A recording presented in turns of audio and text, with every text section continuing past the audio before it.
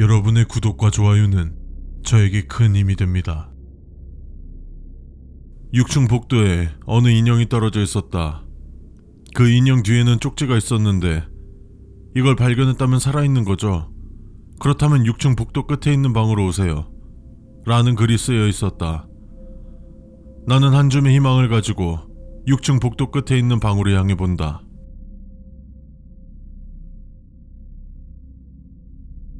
꽤 걸어온 것 같은데 6층 복도 끝이 보이지 않는다.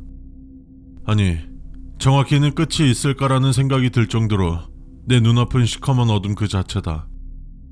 길을 잃어버렸을 경우를 대비하여 긴 로프를 풀면서 이동하고 있는데 이 로프가 다 풀어지면 다시 돌아갈 예정이다. 로프가 다 풀어지기 전에 끝방을 찾길 바란다. 다행히도 로프가 거의 끝나갈 때쯤 복도의 끝에 다다랐고 무언가 흩뿌려진 자국과 함께 피비린내와 비슷한 향기를 맡았다. 불안한 느낌을 뒤로하고 문을 연 순간 죽은 지 좋게 몇 년은 돼 보이는 시신을 마주했고 그 옆에는 유서로 보이는 종이가 있었다.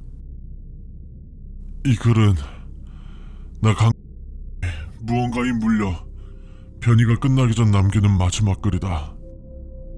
이 건물은 총 12층으로 구성되어 있고 중앙, 왼쪽, 주차장 총 3개의 계단이 있다. 가장 중요한 내용은 옥상에 있는 무리 좀비다.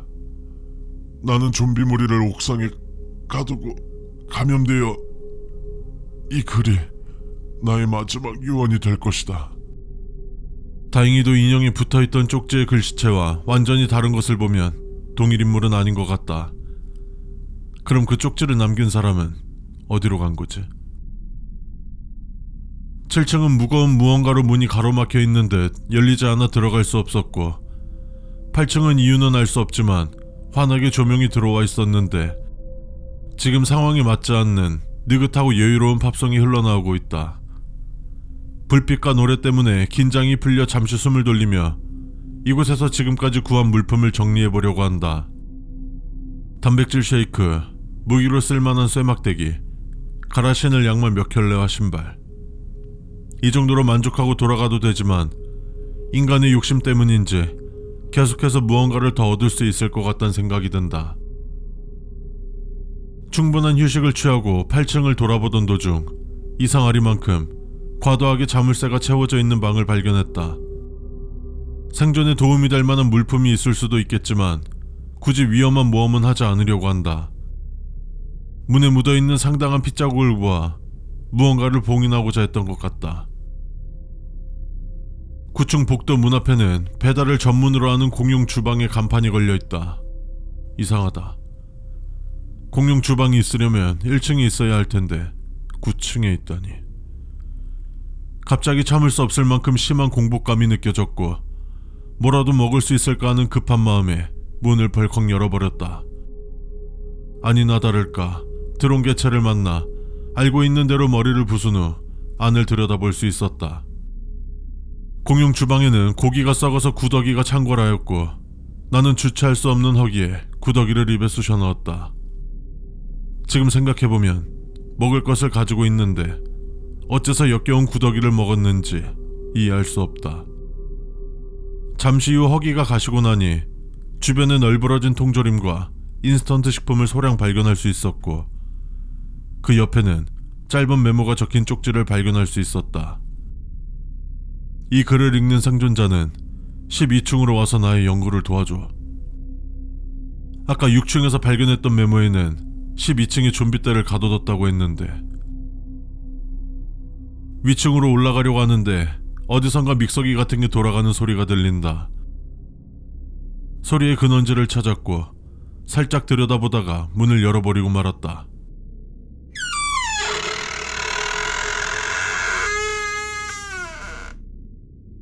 낡은 경첩에서 기분 나쁜 소리가 났지만 그 누군가는 미동도 없이 계속 무언가를 만들고 있었다. 자세히 보니 귀는 뭉그러져 있었고 눈은 한 곳으로만 고정이 되어 있었다.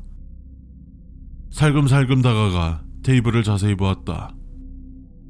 경악스럽게도 돌아가는 반죽기 안에는 빨간 반죽이 있었고 뼈가 부서진 것 같은 하얀 가시와 내장의 껍질이 뒤섞인 반죽이 보였다. 옆에는 몽둥이와 마체테가 놓여져 있었고 바닥엔 피와 밀가루 범벅이었다. 새로운 좀비 개체일까? 여기서 목숨을 잃을 순 없으니 다시 밖으로 나가도록 하자. 10층은 좀비가 우글거렸다. 이 큰 건물에서 좀비들을 마주치지 않았던 게 이상하다고 생각했었는데 차림새로 보아하니 이곳을 거점으로 삼았던 생존자 무리인 것 같다. 큰 소리를 내지 않아 그들이 나를 인지하지 못했고 천만다행으로 돌연변이 개체도 없는 것 같았다. 하지만 이상한 점은 그들이 마치 집단 행동을 하는 것처럼 보였는데 과연 기분 탓인 걸까?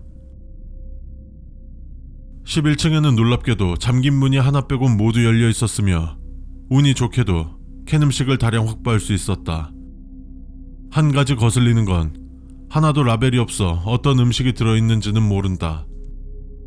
손상된 건 거르고 최대한 많이 가져가려 했지만 모두 가져갈 순 없었다. 잠겨있는 한 곳에는 아까 들었던 반죽기 작동 소리가 들렸기 때문에 동그라미 안에 별을 그려두어 마킹을 해두었다. 이렇게 해두면 쉽게 접근하지는 않겠지.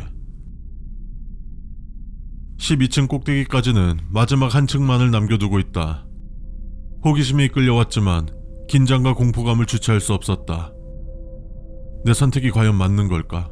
라는 의구심도 들었고 격리된 좀비 무리들 사이에 특수 개체가 있다면 나는 운 좋아야 감염되는 것이고 보통은 죽을 거다. 그 순간 잊고 있던 한 가지가 번뜩 떠올랐다. 내가 이곳에 온 이유. 혹시라도 살아있을 아이를 찾아야 한다. 병원에서 봤던 쪽지 주인의 집을 발견한 것 같다.